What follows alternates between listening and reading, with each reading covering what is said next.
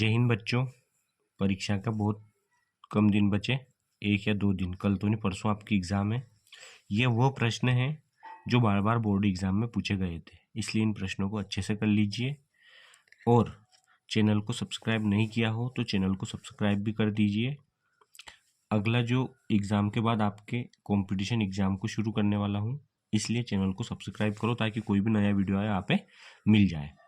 ये वो प्रश्न है जो बार बार बोर्ड एग्ज़ाम में पूछे गए हैं। पहला प्रश्न है, पतन और पोताश्रय में अंतर बताइए। पतन मतलब बंदरगाह ही होता है ना। पतन समुद्री तट पर जहाज़ों के ठहरने के स्थान होते हैं। यहाँ जहाज़ों पर सामान लादने उतारने की सुविधाएं होती हैं।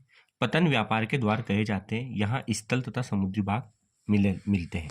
तो ये प्रश्न भी पूछता है वो, पतन को अंतर्राष्ट्रीय व्यापार का प्रवेश द्वार क्यों कहा जाता है? तो इसीलिए कहा जाता है, यही उत्तर उसमें आप लिख सकते हो।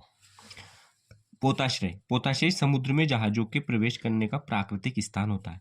ये बड़े होते हैं और ये थोड़े छोटे होते हैं, जहाँ जहाज लहरों तथा तूफान से सुरक्षा प्राप्त करते हैं। ज्वारनद मुक्त तथा कटे फटे तट खाड़ियाँ प्राकृतिक पोताश्रय बनाए जाते हैं, मतलब ये छोटे जहाजों को रोकने की जगह है। तो पतन और पोताश्रय। भारत के अंतर्राष्ट्रीय व्यापार की 2 विशेषता लिखिए। भारत का अधिकतर विदेशी व्यापार समुद्री वायु मार्गों द्वारा संचालित होता है। भारत का विदेशी व्यापार में निर्यात की तुलना में आयात का मूल्य अधिक है, मतलब निर्यात से हम आयात ज्यादा करते हैं पेट्रोलियम जैसे पदार्थों का। प्रवास के कोई 4 अपकर्षक कारक लिखिए। 2 कारक होते हैं, अपकर्षक और प्रतिकर्षक। तो ये है अपकर्षक। अपकर्षक का मतलब होता है आकर्षित करना, अपनी ओर आकर्षित करना।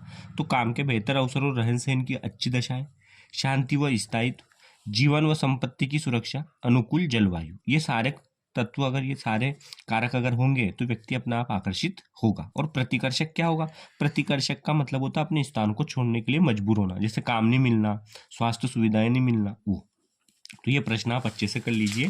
अगला प्रश्न है, नवनिश्चयवाद क्या है लिखिए। तो भूगोलवेत्ता ग्रिफिथ टेलर ने एक नई संकल्पना प्रस्तुत की है जो 2 विचारों पर्यावरणीय निश्चयवाद और संभववाद के बीच मध्य मार्ग को परिलक्षित करता है। उन्होंने इसे नवनिश्चयवाद अथवा रुको और जाओ निश्चयवाद का नाम दिया। नवनिश्चयवाद, जब संभववाद और निश्चयवाद में झगड़ा हो रहा था, दोनों विचारधाराओं में झगड़ा हो रहा था, तो नई विचारधारा का जन्म हुआ था नवनिश्चयवाद। प्रकृति को नुकसान पहुंचाए बिना कार्य को संपन्न करना नवनिश्चयवाद कहलाता है। ग्रिफिथ टेलर, ये पूछा जाता है बार बार प्रश्न, एक वाक्य में भूलना नहीं। नवनिश्चयवाद किसने दी? ग्रिफिथ टेलर ने दी। मानव भूगोल के उपक्षेत्र बताइए। संसाधन भूगोल, कृषि भूगोल, उद्योग भूगोल, निर्वाचन भूगोल, ये मानव भूगोल के उपक्षेत्र हैं। विश्व में उच्च जनसंख्या घनत्व वाले अनेक क्षेत्र है, ऐसा क्यों होता है समझाइए।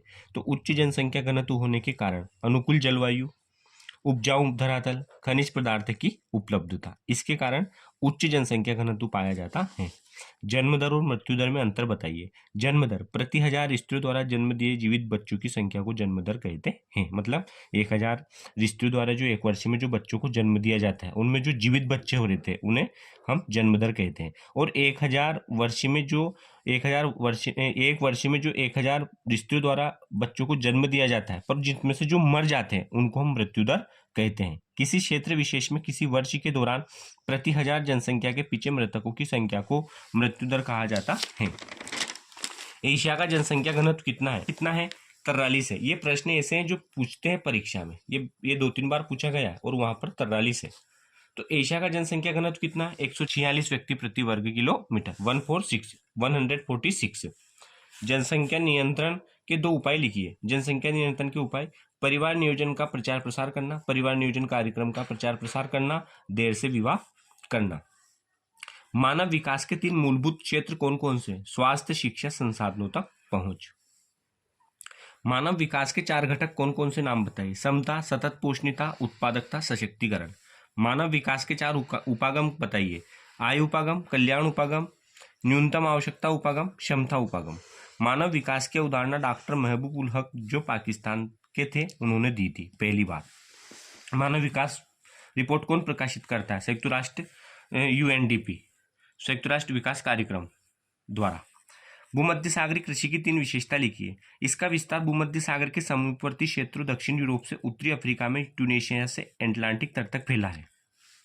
खट्टे फलों की कृषि की जाती है, मतलब खट्टे फलों के लिए विश्व विख्यात है। अंगूर की कृषि भूमध्य सागरीय क्षेत्र की विशेषता है और भूमध्य सागर के आसपास ही कृषि की जाती है, खट्टे फलों की कृषि की जाती है।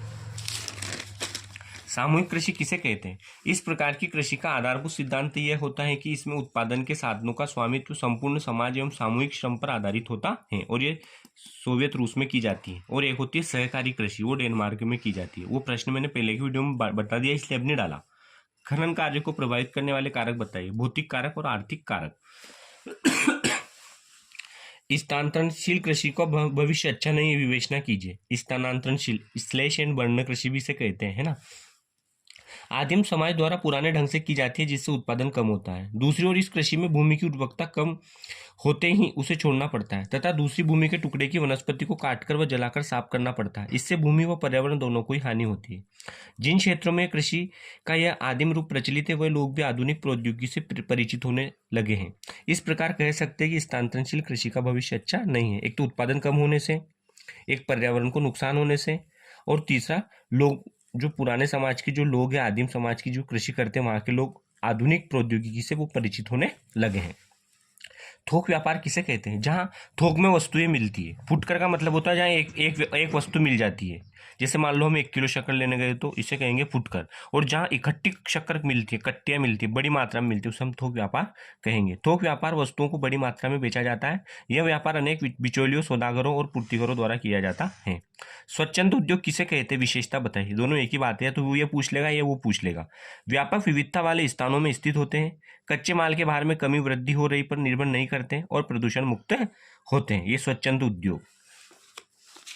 अगला प्रश्न है, पार महाद्वीपीय रेल मार्ग किसे कहते हैं? पार महाद्वीपीय रेल मार्ग पूरे महाद्वीप से गुजरते हैं, इसके दोनों छोरों को जोड़ता है। मतलब पार महाद्वीपीय रेल मार्ग वह रेल मार्ग होता है जो महाद्वीप को एक छोर से दूसरे छोर के जोड़ता है, एक कोने से दूसरे कोना। मान लो जैसे ये ऑस्ट्रेलिया महाद्वीप है, तो ये ऐसे गुजर रहा है ऑस्ट्रेलिया महाद्वीप ऐसे, तो ये पूर्व से पश्चिम को जोड़ रहा है, इसे कहा जाता है पार महाद्वीपीय रेल मार्ग। ऐसे मान लो ये अमेरिका है, ये कनाडा वाला, तो ये ऐसे गुजर रहा है ना। और इसी प्रकार ट्रांस साइबेरियन रेल मार्ग वो ऐसे गुजर रहा, तो ये यूरोप एशिया को जोड़ रहा, ये ऑस्ट्रेलिया को जोड़ रहा, और ये उत्तरी अमेरिका को जोड़ रहा। मतलब एक छोर से दूसरे छोर को जोड़ता है, उसे पार महाद्वीपीय रेल मार्ग कहते हैं। ऑस्ट्रेलियाई पार महाद्वीपीय रेल मार्ग की विशेषता बताइए। यह रेल लाइन पश्चिम तट पर पर्थ से आरंभ होकर सिडनी को मिलाती है। ऑस्ट्रेलियाई महाद्वीप को पश्चिम से पूर्व को जोड़ता है। कालगुर्गी, ब्रोकन हिल और पोर्ट प्रमुख केंद्र है। जल परिवहन के लाभ बताइए। जल परिवहन बहुत सस्ता पड़ता है, इसमें मार्गों का निर्माण नहीं करना पड़ता, मतलब सड़क मार्ग और रेल मार्ग नहीं बनानी पड़ती है। जहाजों के द्वारा व्यापार होता है जो समुद्री मार्ग और आंतरिक मार्गों से जुड़े होते हैं। उत्तरी अटलांटिक समुद्री मार्ग विश्व का सबसे व्यस्तम समुद्री मार्ग। ये इंपोर्टेंट नोट पॉइंट है, ये नोट कर लेना। विश्व का सबसे व्यस्तम समुद्री मार्ग कौन सा है? उत्तरी अटलांटिक समुद्री मार्ग, जो यूरोप को उत्तरी अमेरिका से जोड़ता है ना, उत्तरी अटलांटिक समुद्री मार्ग।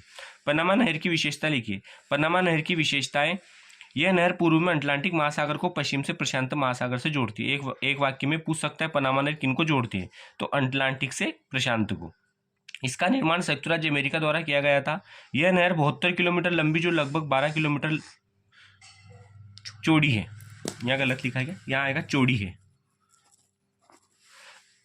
इस नहर के द्वारा समुद्री मार्ग से न्यूयॉर्क एवं सैन फ्रांसिस्को के मध्य लगभग 13,000 किलोमीटर की दूरी कम हो गई। जैसे सुएज नहर से यूरोप और एशिया के बीच दूरी कम हुई नहीं, तो यहाँ पे भी हुई। न्यूयॉर्क एवं सैन फ्रांसिस्को के मध्य लगभग 13,000 किलोमीटर की दूरी कम हो गई।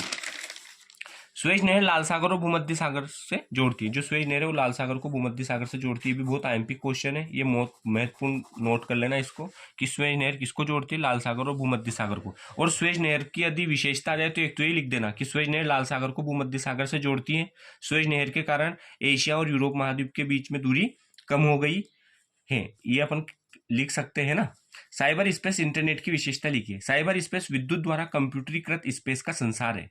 इसे इंटरनेट के नाम से भी जाना जाता है। और आप अच्छे से जानते हो, फट मोबाइल में इंटरनेट चलाएं और हम दुनिया भर की खबर देख सकते हैं। इससे हम व्यापार कर सकते हैं, इससे हम ऑनलाइन शॉपिंग कर सकते हैं, इससे हम हमारा एक खुद का शिक्षा, मतलब हम इसके माध्यम से शिक्षा पढ़ा सकते हैं। बहुत सारा काम हम इससे कर सकते हैं। साइबर स्पेस लोगों के समकालीन आर्थिक और सामाजिक स्पेस को जोड़ता है।